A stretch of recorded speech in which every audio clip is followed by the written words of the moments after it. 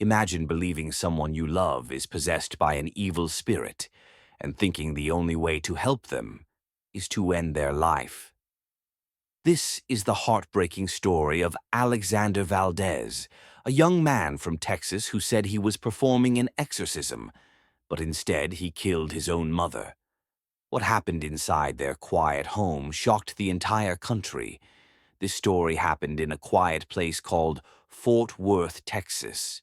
A young man named Alexander Valdez, who was 23 years old, lived there with his mom. Her name was Teresita Saison. Alexander and his mom had lived together for a long time, and from the outside they seemed like a normal family. But inside their home, something very sad and scary was about to happen. One day, Alexander started acting very strangely. He believed that his mom was not herself anymore. He thought that something evil had gotten inside her. He said his mom was possessed. That means he believed a bad spirit was living in her body. Instead of asking for help or taking her to a doctor, he decided to fix it himself. He said he wanted to do an exorcism. That's when a person tries to make an evil spirit leave someone's body. But Alexander didn't know what he was doing. He didn't call a pastor. He didn't ask for help. He said he was doing the exorcism on his own. And during that time, something very bad happened. Alexander hurt his mom very badly. He didn't stop. He kept hurting her until she died. After that, something even more shocking happened. Alexander took a picture of what he had done and shared it on Snapchat, which is a social media app. He sent that picture to someone, and that person quickly told the police. When the police arrived at Alexander's home, they saw a very sad scene. His mom was gone. She was lying on the floor, not moving. The house was quiet, and Alexander was there, waiting. He told the police he had done an exorcism, but the police knew this wasn't just a misunderstanding. A woman was dead, and it was a crime. They arrested Alexander right away. Now he is in jail, and he will go to court. A judge will decide what happens to him. Many people in the community were shocked. They couldn't believe that someone so young could do something so terrible. Some said Alexander needed help a long time ago. Others said he might have been very sick in his mind. Alexander Valdez was a 23-year-old man living in Fort Worth, Texas. He wasn't known to the public before the tragedy happened.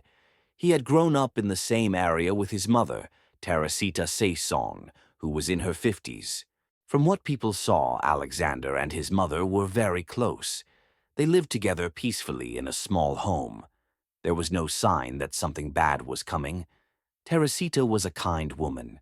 She cared deeply for her son and always tried to protect him. Some people say she treated him like a child, even though he was already a grown-up. She was soft-spoken and quiet, and Alexander often stayed home with her. It seemed like a calm life. But behind closed doors, things were not perfect. As Alexander got older, something inside him began to change. He started talking about strange ideas. He said he could hear things that others couldn't. He became more distant from his mom and from the world.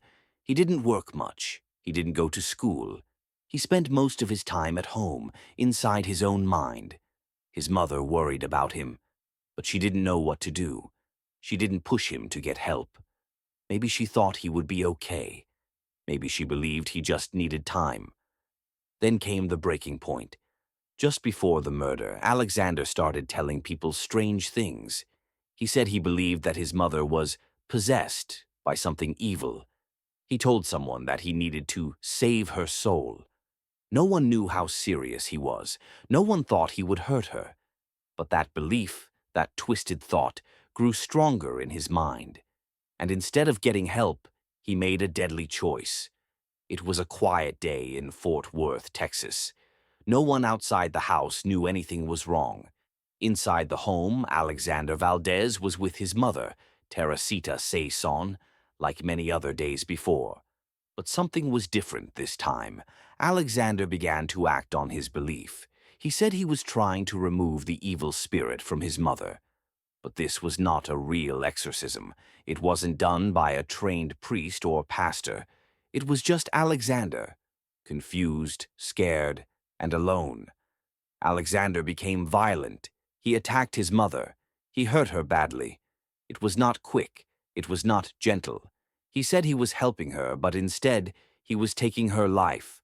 No one was there to stop him. After his mother was dead, Alexander took a photo of what he had done. He used his phone. Then he posted that photo on Snapchat, a social media app. He sent it to someone. The person who got the photo was shocked. They quickly called the police. When the police arrived at the house, they found Teresita's body. She was already gone. Alexander was still inside. He didn't run or hide. He told the police what he believed, that he was trying to free his mom from a spirit. But the truth was, he had killed her. This was not a mystery. It was not a secret crime. It was a tragedy, one where a young man's mind became confused, and no one stepped in soon enough to help him or his mother. The police in Fort Worth, Texas, got the call and quickly rushed to the home. When they got there, everything looked normal from the outside, but once they walked in, what they found was heartbreaking. Inside the house, officers found Teresita Sayson's body in the master bedroom, with blood on her body and trauma to her face and upper body. Officers also found a dead dog in the room with the woman. During the search of the home, investigators found a broken jewelry box with blood and hair wedged into the box. They found she had been badly hurt. The room was quiet, cold, and full of sadness. The police could tell right away that this was not an accident. Teresita Sayson was pronounced dead at the scene after MedStar and Fort Worth Fire arrived at the scene. The Tarrant County Medical Examiner report stated that she died from blunt force injuries to the head. There were signs of a struggle. Alexander had not run away and answered the door with blood on his face, neck, chest, torso, hands, and feet. He was also carrying a Bible and told police it was an exorcism as he walked out of the house and sat on a chair on the front porch. He was still there, calm, like nothing had happened. They quickly realized that this was not just a confused young man. This was a case where a mother had been killed in her own home.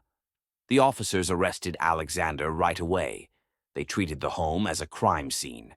They put up yellow tape, took photos, collected evidence, and tried to understand exactly what happened. Even though Alexander said he was saving his mother, the police saw it for what it was: a murder. The officers were deeply saddened. Some had families of their own.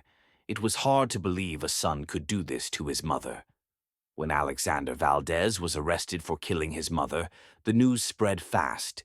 People in Fort Worth, Texas, were shocked and confused. Many couldn't believe it. A young man had killed his mother and said it was an exorcism. Neighbors and family friends were heartbroken. Some said Alexander had always been quiet. Others said he seemed troubled. A few people even said they wished he had gotten help earlier. One neighbor said, "They were always together. I never thought something like this would happen." People online were also talking about it. Some were angry. Some were sad. Many wondered how no one saw the signs before it was too late. The police shared what they found. They said Alexander took a photo of his mother's body, sent it to someone through Snapchat, told officers he thought she was possessed, believed he was helping her through an exorcism. But the police said clearly, this was not a real exorcism. It was murder. They said there was no proof of any spirit, only a sad and violent crime. After his arrest, Alexander was taken to jail. He was charged with murder. He's waiting to go through court, where a judge will decide what will happen to him. Some people say he may have a mental illness, and doctors might check if he understands what he did.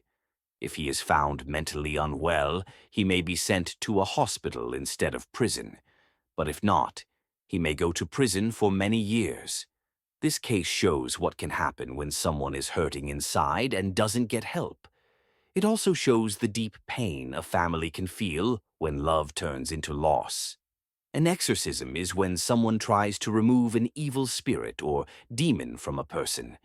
Many people believe in it because of their religion or culture. In movies or stories, exorcisms are often shown with prayers, holy water, and a priest or pastor speaking to the spirit. But in real life, it's more complicated. Most people who believe in exorcisms don't hurt others. They pray, they ask for help, and they follow their religion with love and care. But sometimes, a person might not be thinking clearly. They might believe something that's not real. If they're scared or confused, they might hurt someone, thinking they're doing a good thing. That's what happened with Alexander Valdez. He said he was helping his mom by doing an exorcism, but instead, he killed her. He thought she was possessed, but there was no proof of that.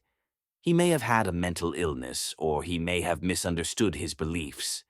Religion is meant to bring peace, love, and hope.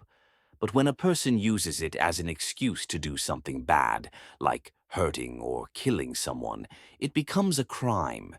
Even if someone says, "God told me to do it," or "I was casting out a demon," the law still sees it as wrong if someone is harmed. This is why it's important to talk about mental health and to get help when things feel wrong inside. We should never use religion to cause pain. Love, kindness, and safety always come first. This is a story about love, fear, and a mind that needed help. Let's never stay silent when someone around us seems confused or lost. Sometimes, saving a life means simply asking for help.